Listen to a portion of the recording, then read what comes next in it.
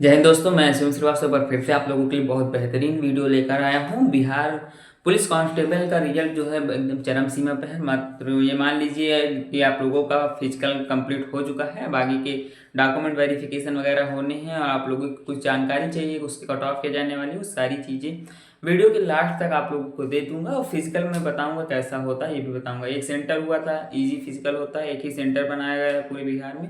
काफ़ी लंबे समय तक फिजिकल चला है, उसके बाद क्या रणनीति आगे क्या प्रोसेस है वो सब कुछ मैं आप लोगों के साथ साझा करूंगा। वीडियो को ध्यान से देखिएगा, लास्ट तक देखिएगा।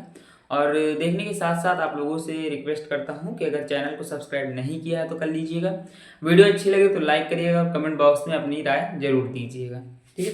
बिहार जो है बहुत एक, अगर कहते हैं कि बिहार अच्छा राज्य है, इस राज्य के बारे में मैं कुछ नहीं कहूँगा। पुलिस रिजल्ट के बारे में बताने वाला हूँ 2025 के बारे में। कितने नंबर पर सिलेक्शन हो जाएगा ये भी बताऊंगा। फिजिकल के लिए अगर मैं बताऊँ तो पास कितने लोग हुए थे, 66,977 कैंडिडेट्स हुए थे। फीमेल में 39,493 ये फिजिकल के लिए पास हुए थे। ठीक है। अब अगर मैं बात करूँ आप लोगों के लिए पास पद कितने, 21,391। मान लो इनमें थोड़ी बहुत प्लस हुई तो मुश्किल से 3 से 4 हजार मान लो बढ़ा दिए गए। अगर अभी वैसा कुछ है नहीं, उम्मीद भी नहीं है, लेकिन चांसेस हैं। टोटल गेट पास स्टूडेंट कितने थे आपके पास, मेल में 15,221 और फीमेल में 17,456। ठीक है, ये गेट पास थे। अब पद के बारे में अगर मैं बताऊं तो आपके पास 21,391 के पद हैं। तो जनरल में 8,556 थे, ईडब्ल्यूएस में 2140, एससी में 3,400, एसटी में 228, ईबीसी में 3842 यानी 3,842 और बीसी में 2,570। अगर एक चीज याद रखना कि इस भर्ती में बिहार राज्य से अदर स्टेट के भी आने वाले थे। ठीक है, अदर राज्य के भी मतलब कि आ सकते थे। जो अदर राज्य के होंगे वो किस जनरल कैटेगरी में आएंगे, तो याद रखना कि बिहार राज्य के अलावा कोई भी राज्य से अगर कोई भी कैंडिडेट्स इस फॉर्म के लिए अप्लाई करता है, या इसके पश्चात अभी एक और फॉर्म बढ़िया सा आया है, उसमें भी काफी अच्छी ज्यादा वैकेंसीज में है, अगर उसके लिए भी अप्लाई करता है तो हमेशा जनरल कैटेगरी में आएगा। ठीक है, चाहे वो इधर किसी भी कैटेगरी का हो, चाहे वो एससी हो, एसटी हो या किसी ओबीसी हो, वो इधर जनरल कैटेगरी में ही आएगा।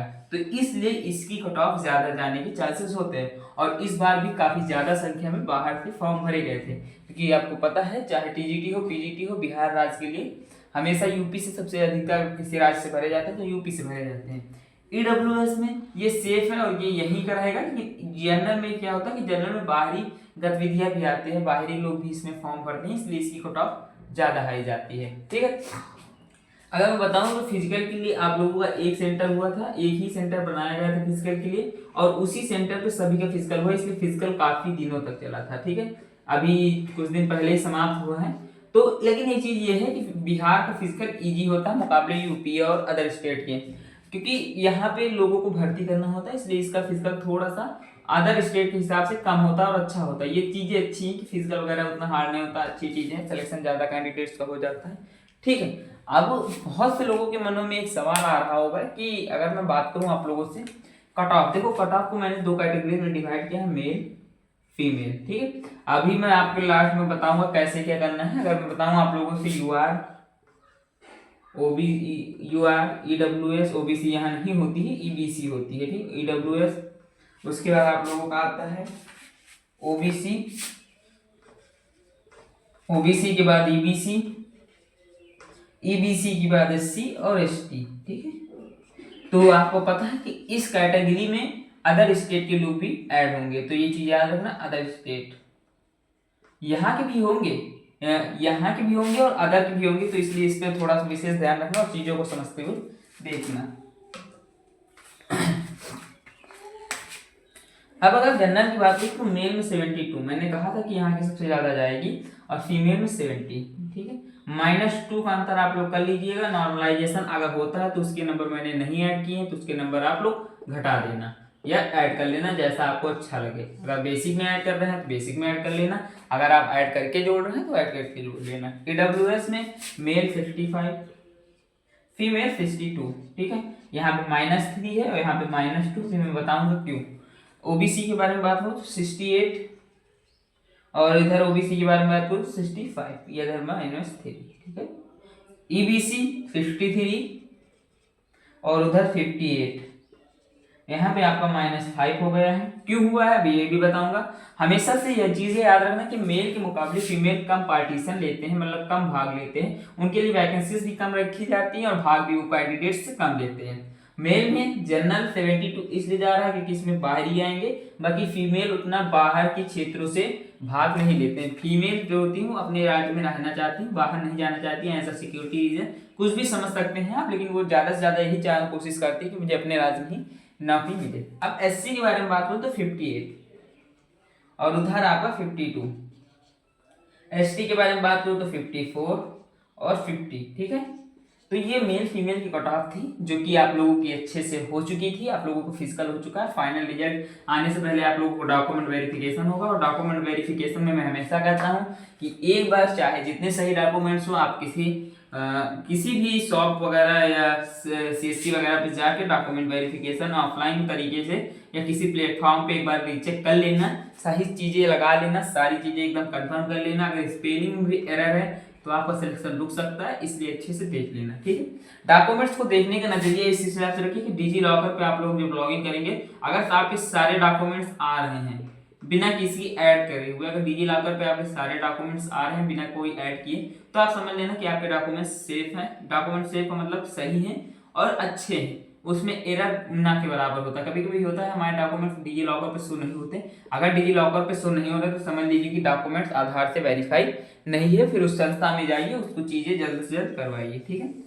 अब ये तो बता दिया मैंने कि फिजिकल आसान होता है, लेकिन कितना आसान होता है उस चीजों पर चर्चा नहीं करूंगा, सीधे सीधे रिजल्ट के बारे में बताता हूँ, ठीक है।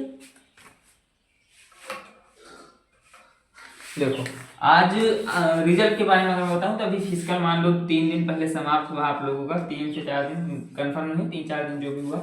अगर मैं कहूं आप लोगों से कि क्या फिजिकल में हमेशा से ये चीजें होती हैं कि सिलेक्शन थोड़े से ज्यादा कैंडिडेट्स को दिया जाता है, 0.3% मान लेता हूँ, ठीक है। उसके हिसाब से आप लोगों का रिजल्ट अगर मैं बताऊं आप लोगों को,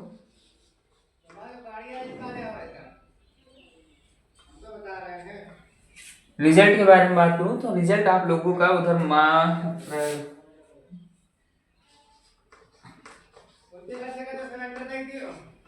अप्रैल से मई के बीच में आपका रिजल्ट आएगा, ठीक है। जैसे ही बिहार का मतलब सिविल कोड का आएगा उसी के आसपास इसका भी रिजल्ट आएगा, क्योंकि तो वह यह न्यूज़ है जिसके लिए मैंने वीडियो बनाई, यही न्यूज़ मैंने देखी थी, तो उसके बाद मैंने सोचा एक बार और इस पर देखा जाए आखिर हो क्या रहा है। 21,391 सिपाहियों की भर्ती की जल्द नियुक्ति होगी, चल रही प्रक्रिया, ऐसा न्यूज आया था राजवीर और जागरण पटना।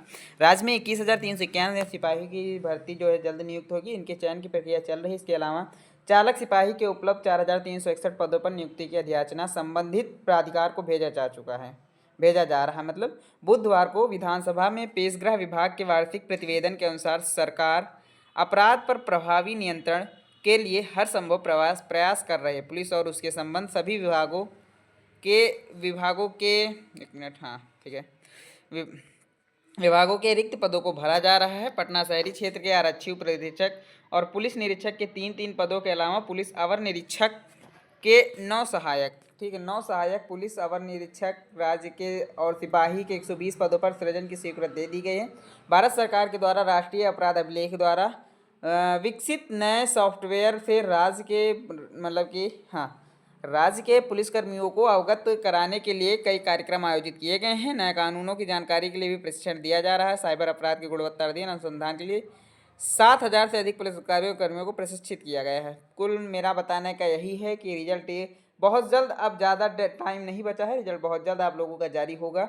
लगभग 20 दिन से 25 दिन का वेट करिए और आपका रिजल्ट आपके हाथों में होगा।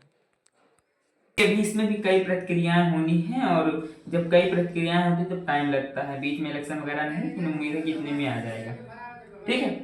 कुछ भी चेंजेस होते हैं, कैसा भी अपडेट होता है तो इसी चैनल पर आपको दे दिया जाएगा। तो आशा करता हूँ, उम्मीद करता हूँ और यह विश्वास करता हूँ कि आप लोगों को वीडियो अच्छी लगी होगी। नॉलेज गेन किया हूँ, एनालिसिस किया हूँ, तभी आपके साथ कट ऑफ शेयर कर रहा हूँ। लगातार ऐसी वीडियोस, बहुत सी वीडियोस मैंने चैनल पर अपलोड कर रखी है, जो कि एक रियल वीडियोस भी कह सकता हूँ। चैनल छोटा है इसलिए व्यूज और रीच कम है, लेकिन अगर आप लोगों का सपोर्ट रहा तो व्यू और रीच भी बढ़ेगा। मिलूंगा नेक्स्ट वीडियो में, तब तक के लिए धन्यवाद।